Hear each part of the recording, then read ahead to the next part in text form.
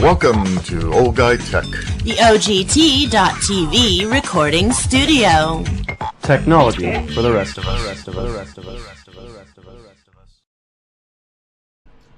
Hi, this is Rob Charney with Old Guy Tech TV, and it is Tech Day, and we're going to talk about some of the stuff that's going on in the news right now and that you might be interested in.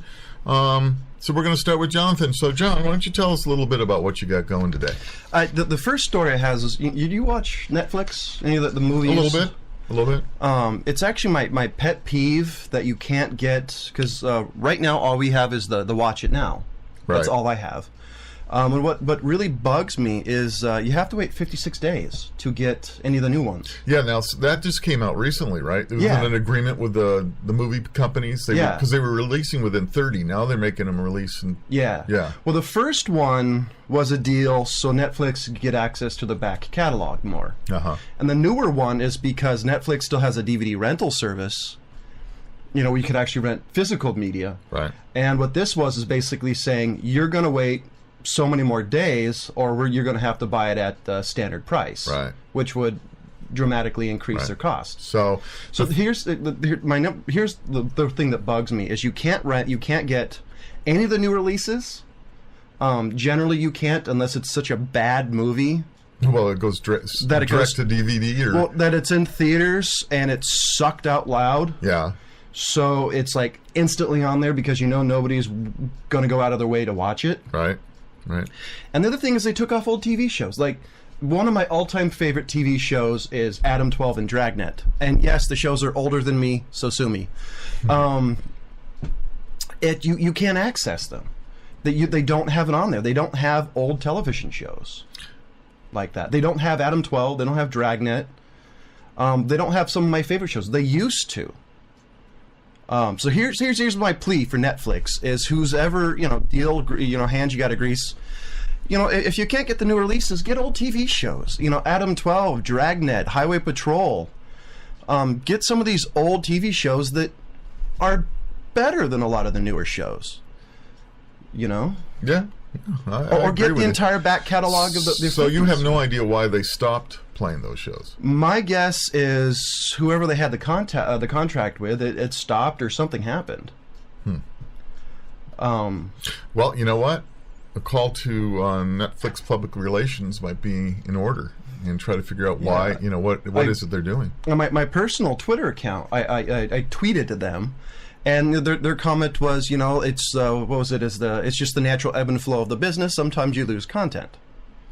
But that was their statement? Yeah, more or less. But this was a number of years ago when they lost it. Hulu has Dragnet, has the entire '60s Dragnet, which was '67 to '71, I believe. It was 4 years, so plus or minus one, and has 4 seasons of At&t, which expire March of this year, if I'm not mistaken. So the thing I don't understand is Mark 7, which was Jack Webb. I mean, it's the At&t and all that was a Jack Webb production. I don't understand why old TV shows aren't more available. I mean, I know nobody but me and maybe for older people are going out of the way to really want to watch it. So I just don't understand it. Yeah. Like the original Doctor Who, that's not on there either. Yeah. Yeah. Not that it might be now. I've never actually gone out of my way to look for it, but well, I think they've been on almost 20 years or more. So I mean, you know what I mean, though. I mean, yeah, I know. What can you do? Yeah, I just think it sucks. It does.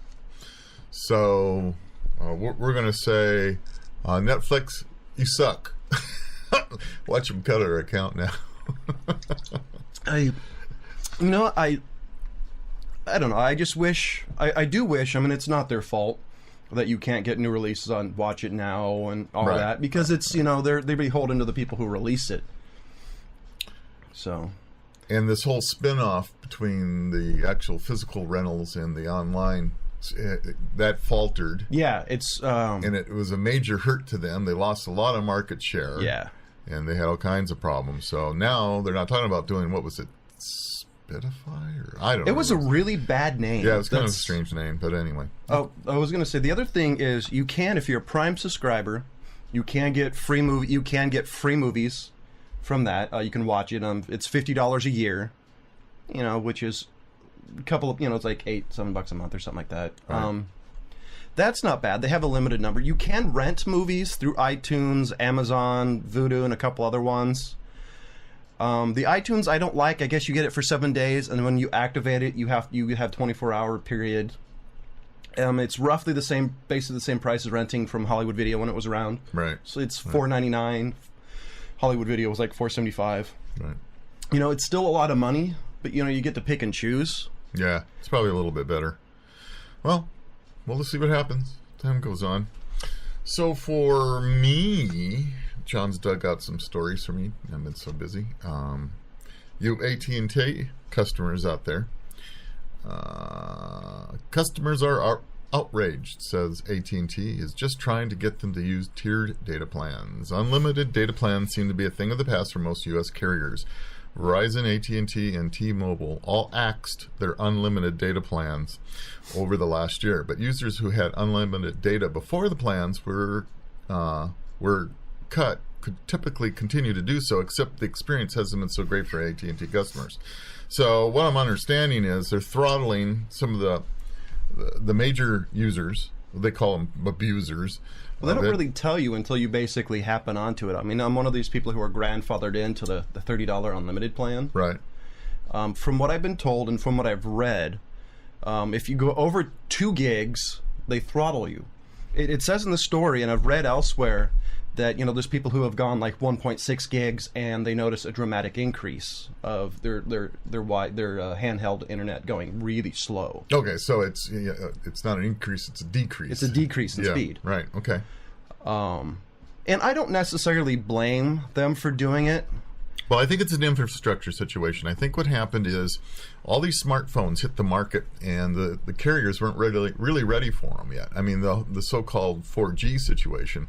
Well, it's not true 4G anyways. Well, there are certain major cities that they claim it is, but it's not everywhere. So this whole 4G advertisement, get your new phone, buy your new phone right now because you're going to get 4G, is only very limited anyway. And again, I really think their infrastructure was not ready for what's taken place. The way people want to use those phones, they want to watch TV shows, Exactly. They want to watch movies, they want to do whatever on their smartphones. That that all these companies said, yeah, okay, go ahead, you can do that. That's not a problem. But now they're running out of bandwidth themselves. It really seemed to happen because Windows Mobile platform had been out forever. And I've had several phones, and that never really took off as much. But it seemed to when the iPhone really became popular, that's why everybody started hounding on AT&T and why they suck.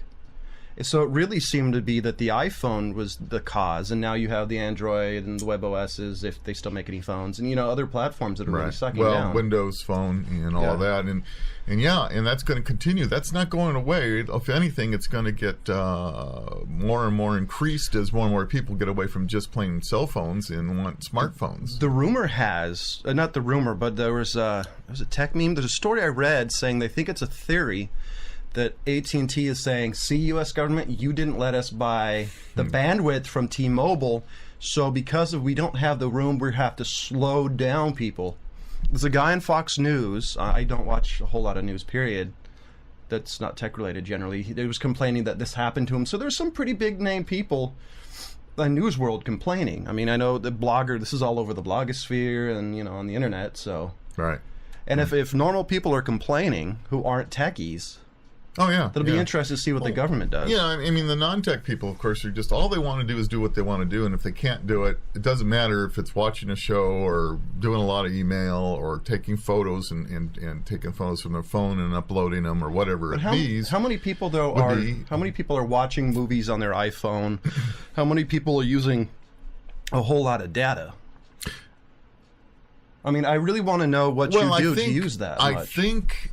Besides tethering, you got an awful lot of Facebook people out there that are use Facebook a lot and love to post photos. And I think that there's another bandwidth hog is that uploading much? Those times how many million customers does AT&T have? True. And it's always going to be a problem in the major markets where the population base is the largest. So those issues are going to be more there. I've also heard, and I've heard the San Francisco reception for AT&T is horrible, and I've heard it's because they don't allow certain size height towers. Yeah, anything's possible, but you're right. I have heard that. And from what I've heard, that's the reason why you can go from one house and get great reception, go to the next house and get absolutely no bars. Right. Yeah. It doesn't. As an example, if you're interested, there's extenders for your cell phones if you're in marginal coverage area, and both John and I have them. John's on AT&T and I'm on Verizon, and it makes a big difference. If you want to use your cell phone and get rid of your landline, these extenders cost about $250. They hook to your Wi-Fi to your network. And it really works. They work really well. Here's a question. On my AT&T one, you actually have to assign phone numbers. Yes. You get up to 10. Do you do that on yours? No, that's the advantage of the Verizon. Anybody that walks in here with a Verizon phone automatically gets extension. Okay, because on mine, good or bad, I can assign, it's 10 numbers, so it's, myself, my best friend, and my mom. Sure. Yeah, I'm surprised though they don't give you the option for unlimited. I mean, of course, I'll tell you why they don't. And there may be a setting. As a matter of fact, I'm sure there's a setting in the Verizon box somewhere to do the similar type of thing. Because if you're using this in your apartment, if you live in an apartment and you got a guy next door, he may be pulling off of your the internet connectivity. So it also, that one hooks to the internet too, right? Yes. Mm-hmm. There is a cool feature. I know originally when I got it. What you can do is it's like $20 additional a month. Say if you have the cheapest internet phone plan available, because you don't use the phone a lot when you're out of the house. There's a plan that as long as you're connected through your microcell, you get unlimited usage. So you can actually make a bunch of calls while you're on when you're on the microcell. Because it's going through your network. Yeah. It's going through your internet connection. And it's like $20 a month. Yeah. Which is cool. If you make a lot of phone calls, but you don't when you're, Yeah. I mean, for me, it's I could easily see getting rid of landlines. The only downside I've ever seen to getting, not having one at least actual landline is the 911 situation. You get a delay. I know it's better. Here's the thing: as long as you, if you got rid of your landline, keep your phone. It's required by law that it's still usable to dial 911. You're right. I didn't think about that. Yeah, you can still dial 911. You may not be able to make any phone calls, but you can still dial 911. You can do the same thing with if you ever find a payphone, you can dial 911 for free. Yeah, interesting. So that's not a bad idea. The problem occurs. Somebody out there, let us know if it works. Get rid of your landlines and see if that actually works. But also the 911 situation that's been happening on cell phones is much better. Also, especially apparently if you use your GPS location setting at the same time, it's actually working to these emergency centers. They can look right up through your phone where you're at. So that's working pretty good. I'm not sure if I like that or not. But so I guess it's my turn. Or do you want to go? Do you have another story? No, I'm good for right now. Go ahead. It's either that or we wrap up and we do another story if you want. Well, let's just do this one. This one's kind of a continuation of the story we did earlier about Apple's iPad having a problem in China. A company called ProView. Apparently, they bought it for like $55,000. And apparently, Apple's saying that the company ProView is not, that they're what's the term? They're not allowing the deal. They're disputing the trademark of iPad. That's right. Right. And so, that's happening, and Apple's worried. I think, matter of fact, I think Apple pulled all their iPads out of China. This morning's report from Apple was that they were doing that. Now, if they continued, and if it's still going on, I have no way of knowing. But that was the news from Apple this morning. So, so I mean, that's as much as like, okay, pull more. Apple, that's probably one of the biggest consumer markets on the planet right now. Yeah, probably so. Needless to say, the fact that all the iPads are made in China as well. So that's a customer that they can't afford to lose. I don't see Foxconn saying no. The companies that manufacture it, I can see them not selling them there. But it's kind of like what Glock does. How Glock makes guns in the U.S., sells it to European market, makes guns in Europe, and sells it to here. That I could see them doing, just Right. not selling them there. Right. Yeah. Well, I don't know. It'll be interesting to see what shakes out on that one. I think Apple's probably in the right in this case, but whatever happens when you've got a multi-billion-dollar company out there, everybody wants a piece of that pie. So. And here's the thing, and it says, here's an interesting part. It says, if Apple can't prove that ProView didn't honor its agreement to transfer the name, Apple will likely settle for somewhat significant amount south of the $1.5 billion that ProView wants for the name, or simply choose another for the iPad in China. Here's what I think. I'm guessing that Apple probably went through another company, did it third party. They sold it for cheap. The company sold it for cheap, and when they found out it's Apple, then they're saying, "Wait a minute! We got screwed in the deal." Yeah. So that kind of stuff happens. Yeah. That's my guess. Is once they found out it was Apple, they're like, Apple has something like $10 billion in cash on hand. Yeah, it's known as a straw purchase. So from it, using another company to do it, and you're more than likely you're right. That is my guess, and part of me says, that the company deserved more. The other part of me is saying, the company signed the name on the transfer, and what they're doing is wrong. Yeah. Because it's all up to your word, and at the end of things, that's all you have is your word. Right. So that part, it's kind of... Yeah. That's the part that bugs me. All right, we beat that horse to death. There's a horse in here? Yeah. So, John, do you know what the number one browser on the weekends is? Chrome. That's right. For the first time ever, Internet Explorer is losing market share. Since 1997. Yeah. And Firefox is stabilized, but Chrome is coming on strong. And it's turning out to be the number one browser on the weekend. So that means that everybody that's using IE at work, it's probably forced to use IE at work. They're using IE6. Yeah, some of them are, which is the dumbest thing you can do. But anyway, they're going home, and their personal choice is Chrome. I've been using Chrome for a while, and that's been my personal choice too. Here's my thought about that. I don't think Chrome gained it simply by people trying it. I think Microsoft and Mozilla messed up. Microsoft for a long time didn't innovate, and they were forced to innovate by Mozilla. Mozilla's problem is their memory leak and other issues kept getting worse over different generations. Right. I think people got tired of having all these issues. Right. And even if you had a ton of extensions, it made the problem worse. It's going to be interesting. I think that's what happened. Yeah. I think that Chrome beat it simply by the fact that it wasn't a resource hog is bad. It's not a resource hog. It's a lot faster. I prefer it. It's a cleaner situation. I try to stay away from all the... You know what? Look at some of these people with Firefox. They stick every app that is available out there onto their browser. And you wonder why things are slowing down and we're having issues.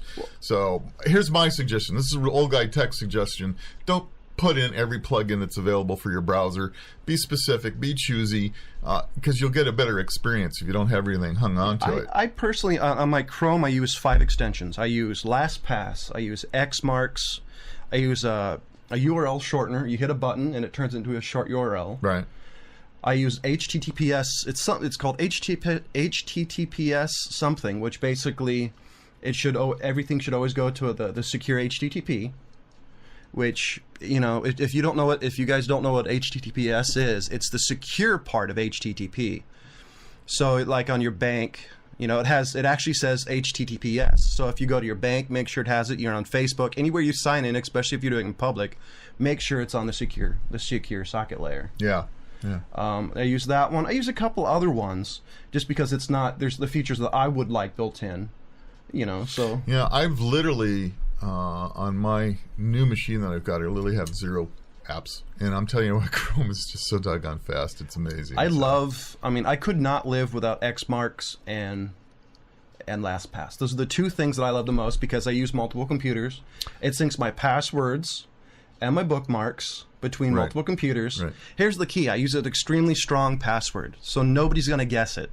That's the thing. As long as you have a secure password and, you don't leave it logged in all the time, you're fine. Right. It's the same thing as your bank. You leave it secure and you have a strong password, you'll be fine. Right.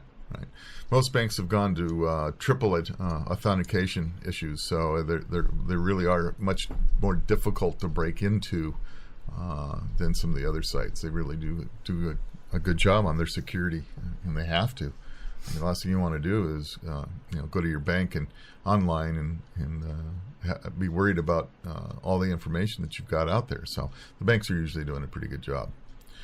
So again, like I said, I love Chrome. Oh, and for your Firefox users out there, if you like a 64-bit operating system, if you're using Windows 7 64-bit operating system, Mozilla does have a new product out there called WaterFox, and it is the 64-bit version that they're working on. They actually have two versions they're working on, which is a little crazy, but I've been working with their latest one called WaterFox, and again, I'm not putting any plugins in, and it's pretty quick. It's almost as good as Chrome is. Does it have the slowness? No, it doesn't appear to. I think they fixed, in the 64-bit, I think they fixed that memory. Now, is Chrome 64-bit? Because I didn't look when I installed it. Chrome's got, I'm almost positive Chrome has two versions. Okay. Yeah. Because I just redid my machine, so I'm running 64-bit now. Yeah. Yeah. So I don't know. And if anybody's really curious, I mean, I don't know if you know why you do 64-bit. Is with a 32-bit Windows, you can only run up to 4 gigs of RAM because it runs out of memory addresses. 64-bit, you can do 8 gigs, 16, and the more RAM you have, the faster it goes. RAM is random access memory. It's basically the in-between between the hard drive and the, right? Right. It's between the hard drive and the user. Right. Yeah. So, yeah, absolutely. It gives you the advantage of using on these new machines, using all the RAM. And it also seems to work better with the terabyte drives that are out there. Oh, yeah. Yeah, it seems to work much better than that. And which, by the way, is formatting a terabyte drive with the Windows installed disk, dear God, that's slow. Takes a little while, doesn't it? And I'm trying out as my second drive. I didn't do it as my first drive. On my second drive machine, I'm actually using a solid-state drive. And it's the primary? No, secondary. Yeah. I'm trying to see how it's going to hold up and how it works. I'm not 100% certain yet to make it the primary drive, make it your C drive. Some of you guys, because some of you people only have one drive letter, but you see, I have 3. So yeah, I'm not we're not the normal users. Well, we got multiples. I have 4 plus our NAS drive, and so there's a lot of drives out there. The way I do it is I have a Windows drive, which I try not to install anything, but certain programs it seems like you don't have a choice, which really irk me. Right. I have a program drive, which I have all my software installed, and I have a file drive, which I keep all my files. Right. See, I like doing that, because, not only do I have Carbonite, which Carbonite, you should sponsor us because I love your product. And it's also that it's, I won't lose everything. Right. Which is very helpful. Yeah. Yeah. No, it's great. I think Carbonite's a good idea, and I got to get it switched over to my other machine. So thanks for reminding me about that. And John's right. Hey, Carbonite, why don't you sponsor us? We could certainly use the help. Hey, listen, this is Rob Charney with Jon Charney. This is Old Guy Tech TV. We've done Tech Talk today, and we hope you enjoy it. We'll try to get some more out there for you. Get a hold of us. And if you want to come in and talk about your passion, please do. We really want to have you in here, and we'll be doing much more soon. So thank you, and we'll see you next time. This episode of Old Guy Tech TV is brought to you by Ward's Automotive, specializing in Banks Power and Pack Brake, servicing your car or truck and specializing in diesel engines. Over 30 years of service, located in Diamond Springs, California. Give them a call at 530-626-5588.